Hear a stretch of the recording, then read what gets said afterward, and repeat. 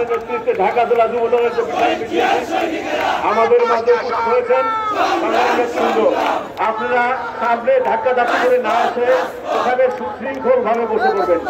আজকে আমরা দেশনেত্রী বেগম খালেদা জিয়ার নিঃস্বার্থ মুক্তি, দেশনায়ক জনাব তারেক রহমানের সকল মিথ্যা মামলা প্রত্যাহার এবং আমাদের সংগ্রামী সভাপতি জনাব সুলতান সালাউদ্দিন টুকু সহ যে সমস্ত যুবদলের নেতৃবৃন্দ কারাগারে অন্তরীণ রয়েছে, যে সমস্ত সকল রাজবন্দীর মুক্তির দাবিতে আজকের এই বিক্ষোভ সমাবেশ অনুষ্ঠিত হতে যাচ্ছে।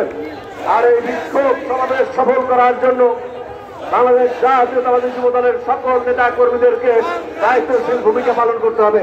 আর কেরানীগঞ্জ জাতীয়তাবাদী যুবদল কেরানীগঞ্জ দক্ষিণ শাখার দেশের যে বিশাল মিছিলটি এসেছেন, আপনাদের সবাইকে ওখানে বসে পড়ার জন্য বিনীত অনুরোধ করছি। আপনাদের সবাইকে ওখানে বসে পড়ার জন্য অনুরোধ করছি। আপনাদেরকে আমরা দেখেছি, আপনাদের ব্যানারের নাম বলেছি, মেহরবানি করে আপনারা ওখানে বসে যাবেন। ডান পাশ থেকে যে বিশাল মিছিলটি এসেছেন আপনাদেরকে জানালেন ঢাকা মহানগর দক্ষিণের রমনা থানার যে মিছিলটি এসেছে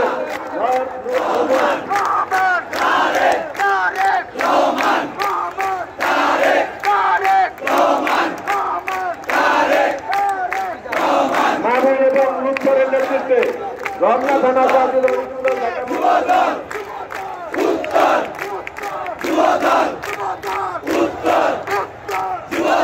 প্রিয় ভাইয়েরা, আপনাদের দৃষ্টি আকর্ষণ করে বলছে আমাদের স্টেজের দুই পাশে মোটরসাইকেল এবং গাড়ি রয়েছে।